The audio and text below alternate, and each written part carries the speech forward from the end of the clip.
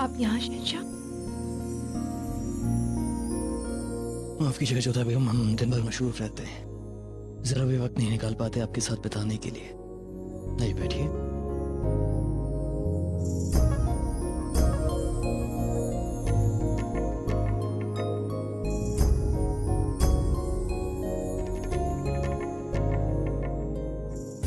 क्या आप जानती हैं जोधा बेगम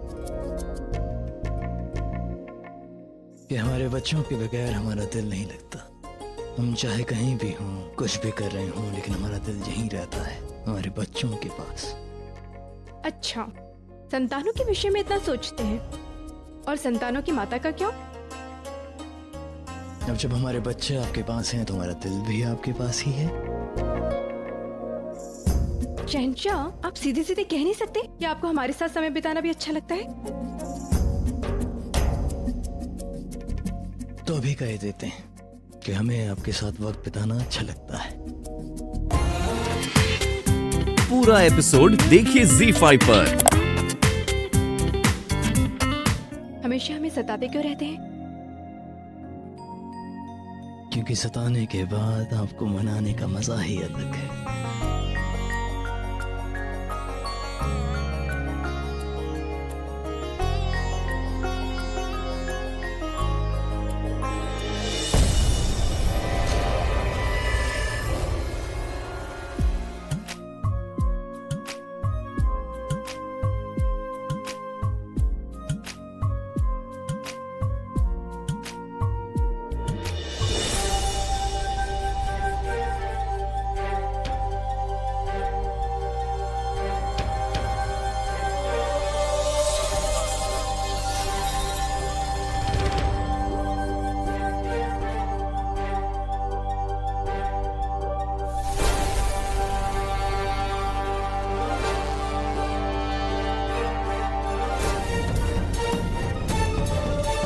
रकीब काम कर गई। हमारा रकीब यहीं पर है।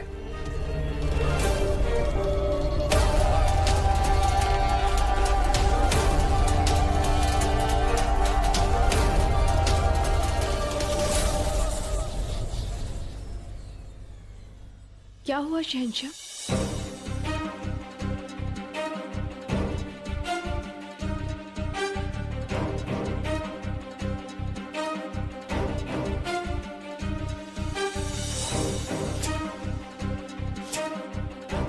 कौन है वहां?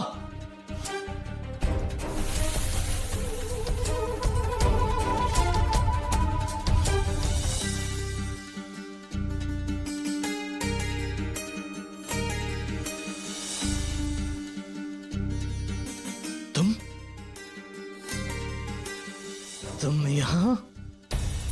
रेशम, इस समय यहाँ? कहीं महामंगा जी के विषय में सूचना देने तो नहीं आया था हमें? हम समझ गए हैं तुम यहाँ क्यों आए हो, क्योंकि तुम कभी भी मुगल सल्तनत के वफादार नहीं थे, हमेशा से महामंगा के वफादार थे। इसलिए उनकी बदुआ को साबित करने के लिए तुम यहाँ आए हो, जोधा बेगम को नुकसान पहुँचाने के लिए, है ना? नहीं नहीं शहंशाह हुजूर, मैं तो आपकी नमक हलाल हूँ और यहाँ मैं बेगम साहिबा को नुकसान पहुँचाने नहीं आई। तो फिर क्यों आए हो यहाँ?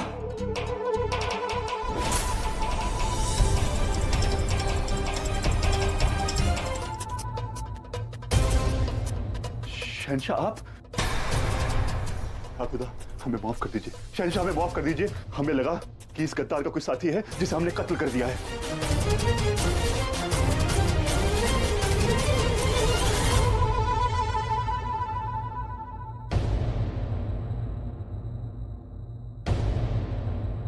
समझ में नहीं आ रहा है हो क्या रहा है। पहले जोधा बेगम के होजरे में कोई घुस जाता है, फिर जब हम यहाँ आते हैं तो तुम यहाँ मौजूद हो। शहंशाह हमारे भी कुछ समझ में नहीं आ रहा है। हम तो गश्त पर थे तो हमने देखा कि यह गद्दार चोरी छिपे कैद खाने में दाखिल हो रहा है। हमें शक हुआ तो हमने इसका पीछा किया। हमने देखा कि वो सुरंग में दाखिल हुआ है। हम पीछे पीछे आए। हमने देखा कि ये भागने की फिराक में था। हमने इसे पकड़ लिया, इसे पूछताछ करने की कोशिश की तो इसने हमारे ऊपर हमला कर दिया, तो हमें मजबूरी में से मारना पड़ा। हमें आट हुई तो हमें लगा कि इसका कोई साथी आया है और गलती से हमने आपको पकड़ लिया।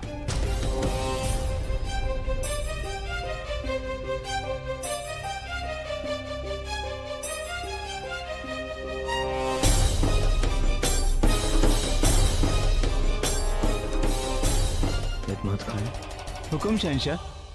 हम चाहते हैं कि तुम शरीफुद्दीन पर नजर रखो।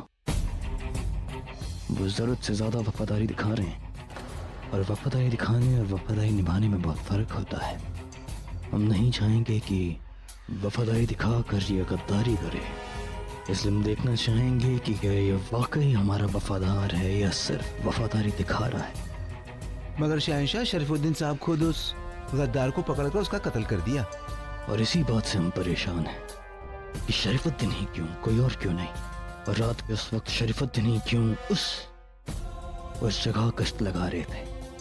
देखिए, अगर ये गुनहगार नहीं है तो सबसे तो हमें ही खुशी होगी, क्योंकि ये हमारी बहन के शौहर हैं। लेकिन अगर जरा से भी शक की गुंजाइश है तो आदम खान की तरह हम इन्हें बार बार मौके नहीं देना चाहते हैं। तो शरीफुद्दीन पर इस तरह से नजर रखी जाए कि इसकी नजरों में ये बात ना आए।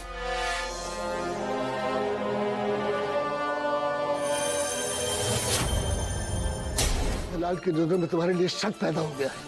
इसमें हमारी क्या गलती है? हमने तो अक्लमंदी दिखाई थी, मगर पासा पलट गया। बस बदकिस्मती इस बात की है कि जलाल को सुरंग का रास्ता पता चल गया है। खामोश! उसके बाद भी तुम्हारे पास मौका था। जब खंजर उसके गले पर रख ही दिया था तो सिर कलम क्यों नहीं किया जलाल का तुमने? सुरंग के बाहर सिपाही थे थोड़ी दूरी पर। अगर हमने जलाल का कत्ल किया होता तो आज हमारा सर भी हमारे कंधे से अलग होकर जमीन पर पड़ा होता। मगर जलाल को शक तो हुआ ना? अरे नहीं हुआ उसको शक। उसको सिर्फ ये लगता है कि हमने उस गद्दार को मारा है। फिर से ख्वाब देखना शुरू कर दिया बेवकूफ। जलाल को तुम पर शक है और तुम्हें इस बात की भी खबर नहीं। तुम्हारे वफादारी के नाटक ने जलाल की नजरों में तुम्हारी वफादारी पर सवाल खड़े कर दिए हैं। हमने खुद अपने कानों से सुना है। ये क्या कह रहे हैं आप? या खुदा, हमें कोई रास्ता भी नहीं सूझ रहा है। एक ही रास्ता है। तो क्या रास्ता है? तुम्हें जलाल पर हुए एक वार को अपने सीने पे झेलना होगा। अरे होश में तो है आप? कैसी बातें कर रहे हैं? हम वही बात कर रहे हैं जो इस वक्त सबसे जरूरी है। जलाल की जिंदगी पानी है तो अपने आप को खतरे में दिखाना होगा। अक्स पाना है तो शहंशाह की मौत का सामना खुद करते हुए दिखाना होगा। ये एक रास्ता है, क्योंकि आगे कुछ भी करने से पहले जलाल की नजरों में तुम्हें पाक साफ होना जरूरी है। तुम्हारी वफादारी को तुम्हें अपनी शमशीर बनाना होगा, ताकि जलाल को यकीन तुम पर फिर से आ जाए। तुम्हें क्या करना है वो हम तुम्हें बताएंगे। जलाल के लोगों की नजरों में शक न बढ़े, इसके लिए तुम्हें हमारे बताए हुए रास्ते पर चलना होगा। इसे सजा तो हम देंगे। ये हमारी औलाद को नुकसान पहुंचाने आया था। खाल उधेड़ देंगे तुम्हारी, खाल उधेड़ देंगे तुम्हारी। बेगम, इन्हें हम ही ने बुलाया था, हमारी अनुमति से आए थे ये।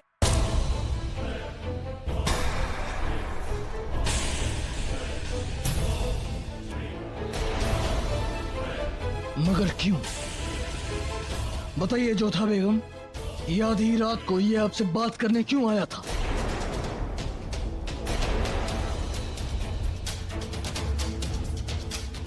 वो महामंगा जी के स्वास्थ्य के विषय में पूछने के लिए हमने इन्हें बुलाया था। लेकिन जोधा बेगम, महामंगा की सेहत का आपसे क्या रिश्ता? वो तिल तिल मर रही हैं शहंशाह। कुछ भी नहीं खा रही है, न पानी पी रही है, न औषधि ले रही है। बहुत तकलीफ में है वो। लेकिन जोधा बेगम, आप ये सब कैसे कर सकती हैं? क्यों जोधा बेगम, क्यों? क्या पता, शायद इसमें भी महामंगा की कोई चाल हो। रुकया बेगम, मृत्यु शैया पर लेटा व्यक्ति क्या षड्यंत्र रचेगा? उनकी जीने की आस पूरी तरह से समाप्त हो चुकी है। अपने पुत्र के वियोग में तिल तिल पल पल मर रही है वो।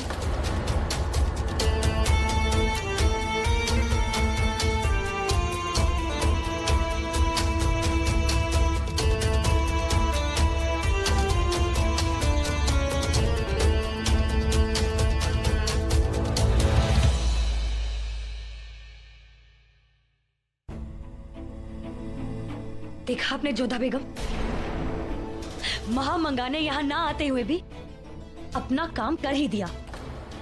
फिर से आपके और जलाल के रिश्ते के बीच खलिश ले ही आई वो शैतान।